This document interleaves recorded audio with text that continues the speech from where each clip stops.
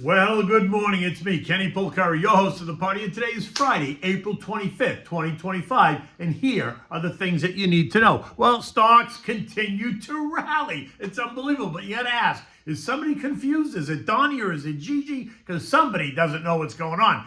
More Democrats are planning on retiring. So you got to ask, who's going to lead the party? Well, Scotty and JJ are cozying up. Pillow talk, anyone? Because something seems to be happening. And what do we have for dinner tonight? We're going to have the Farfalle with Creamy Feta Shrimp. Delicious, simple to make, takes you 30 minutes max, and you are done. So the party continues. Stocks, advanced, investors, traders, and algos reacting to all the headlines about tariffs, trade, the Fed, the eco data, the bond market, earnings, the recession, year-end S&P targets, and slowing economic growth. I'm going to go out on a limb here, and I'm going to credit yesterday's move to the announcement by Dickie Durbin, who's 80 years old, and 6 other Democrats who have all decided to retire. Now, all we need is for Chucky, who's 75, and Nancy, who's 85, to call it quits as well. And that's going to leave David Hogg and AOC in charge of the DNC. Oh boy, think about that. Now, the big question is this. Are we in talks with China or not? Right? Will Donny play nice or not? I mean, it's very confusing. Trump says that we're deep in talks with Beijing. In fact, they had breakfast yesterday morning. All while Gigi says, not happening, which leaves us to wonder, who is bluffing? Somebody apparently is not really being honest with us and the global markets. Now, I, for one, just so you know, do not believe one thing that comes out of China. Not one. They don't play by the rules, and you can find it all over the place, right? They don't adhere to the WTO, the World Trade Organization rules. They never did. That's 24 years of non-compliance by China. Yet, no one ever challenges them, right? They don't adhere to the GAAP accounting rules that are here in the United States for publicly traded companies that are listed on the New York Stock Exchange. Which, by the way, I would argue is our own fault for even letting them list their shares here when they don't play by the rules. But that's a whole nother question, right?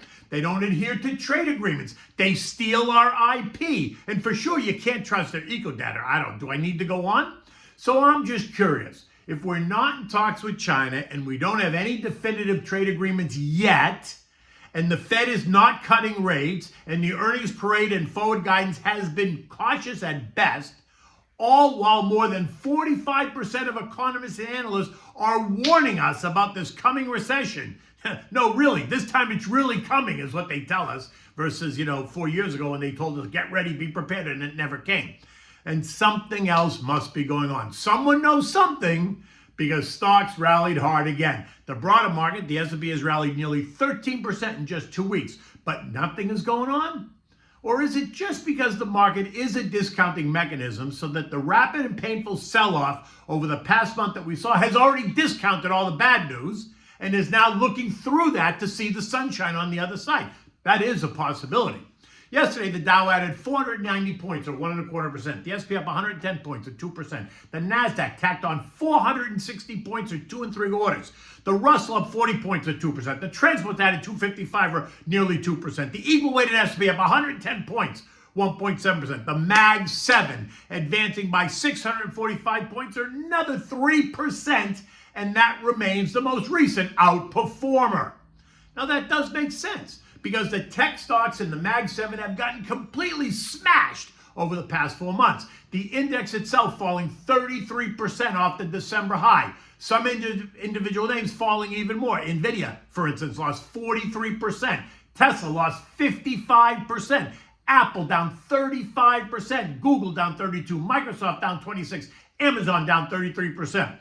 But over the past 3 weeks, the MAG 7 has rallied back by 14%, taking all those names up with it off the recent lows. And this is all happening even as there hasn't been one solid outline of an agreement. Not one. Talk, but not a solid outline. We're told that they're coming, but they're not public. Gabish? I say check the personal trading accounts of any elected official in D.C. at the House, the Senate, and the White House. But that's a whole nother conversation. So here's a little secret. Rumor is that Scotty and JJ have been having weekly breakfast meetings, and now the whisper is that JJ is about to cut rates, or at least that's what the market is betting. Bonds advanced. The TLT up 1%. The TLH up 0.8, while the AG added 0.5%. And that sent yields lower. The 2-year now falling to 3.8%, down from 3.86. The 10-year is now yielding 4.3, down from 4.43 last week. Traders are betting that JJ will be under real pressure to cut rates if the labor market unravels. But let's be clear, the labor market is not unraveling yet. Unemployment remains at historic lows, currently at 4.2%. Initial jobless claims are declining, not increasing. So when is the labor market going to unravel? And what is the definition of unravel? Is it 4.5%? Is it 5% unemployment? Is it 6% unemployment? The concept of labor market unraveling is subjective and not precisely defined in any economic terms. It's really your call. But it typically implies a significant deterioration. So what's your definition? Job losses accelerate, layoffs spike, and economic confidence plummets, often signaling or coinciding with, guess what? The recession. But let's be clear, none of that is really happening yet.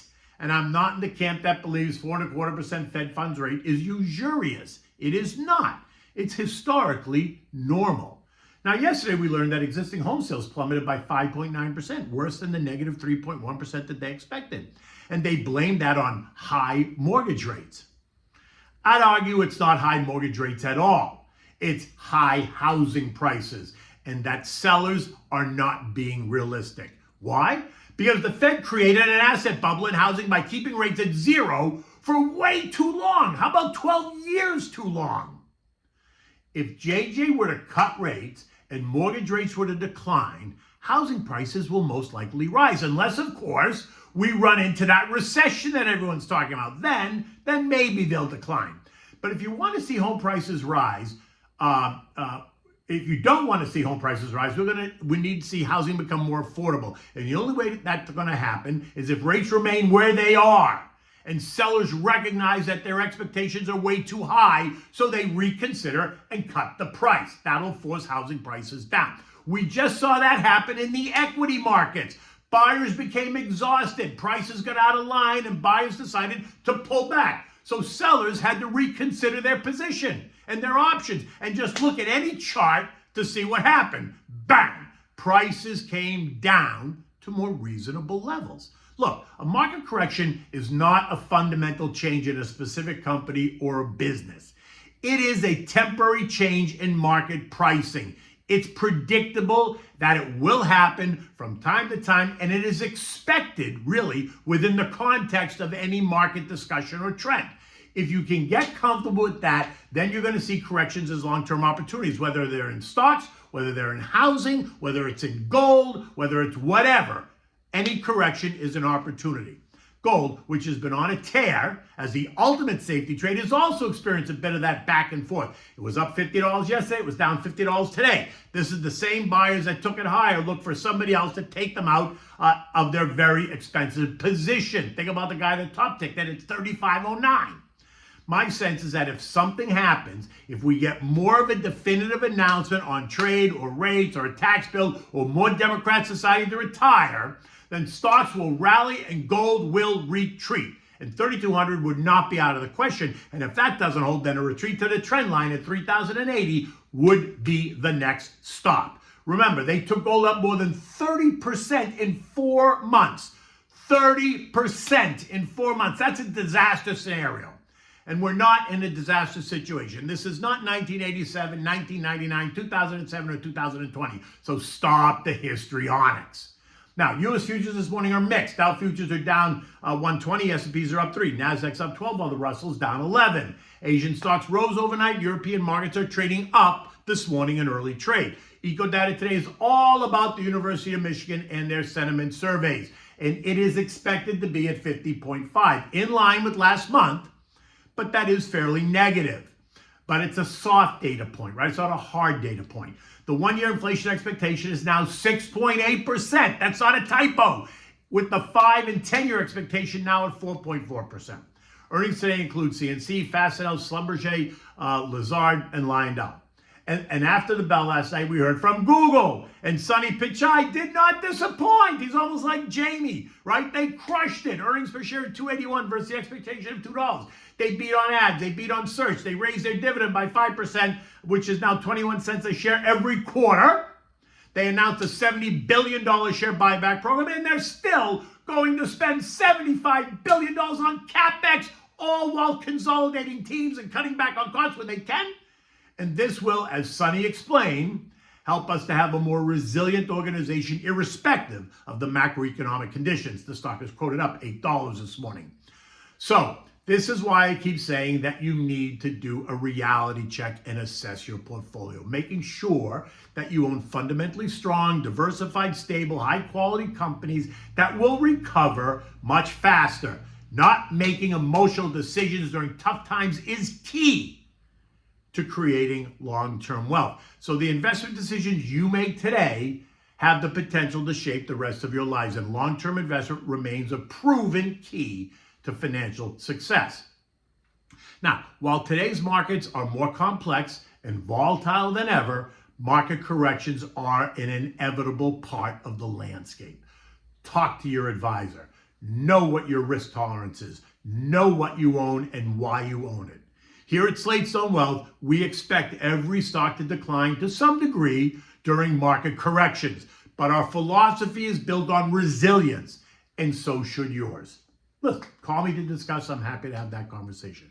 Now, the S&P closed at 54.84, up 110 points. Now, look at the charts, reveals gaps all over the place because of all the volatility suffered over the past month. So those gaps over time will need to be filled, really, before the market will settle down. So do not expect this to be a bed of roses yet. While the tone is better, we know how fast things can change. So stick to your plan and remain resilient. Now, we remain in the 48.35, which is the April lows, to 56.58, which is the trend line resistance. We remain well within that trading range. And I suspect that's not going to change until it really settles down. Right now, what do we have at dinner tonight? Well, we're going to have the Farfalle with Creamy Feta Shrimp. Oh, this is a simple dish. It's delicious. It takes you about total of 30 minutes to make.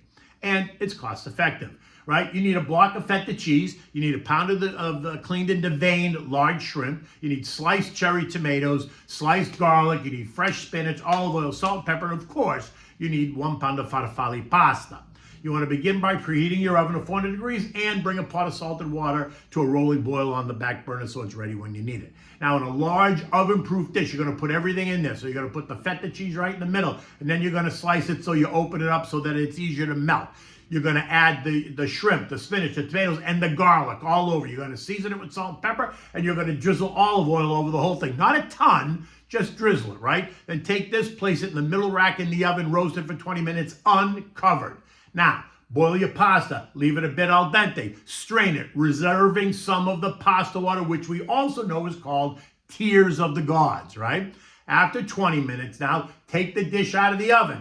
The cheese should be soft enough that you can take it with the back of a fork and you can smush it to mix it well with the blistered tomatoes now and the wilted spinach. After your mix that all together and then add the hot pasta and a bit of the pasta water just to re-moisten it so that it's nice and creamy. Bang, it's done. And you're eating a quick, delicious meal. Cost $30 and it feeds 4. That's $7.50 a person. You can't even go to McDonald's for that. Who are you kidding? Ain't so bad, right? Okay, look, today's Friday. It's going to be another beautiful day. We're going to have a beautiful weekend here in South Florida. The sun is coming out. It's a little bit cloudy right now, but it's supposed to be a beautiful day today. I will be joining Liz Clayman at 3 p.m. today, so join me on that. And until Monday, you take good care.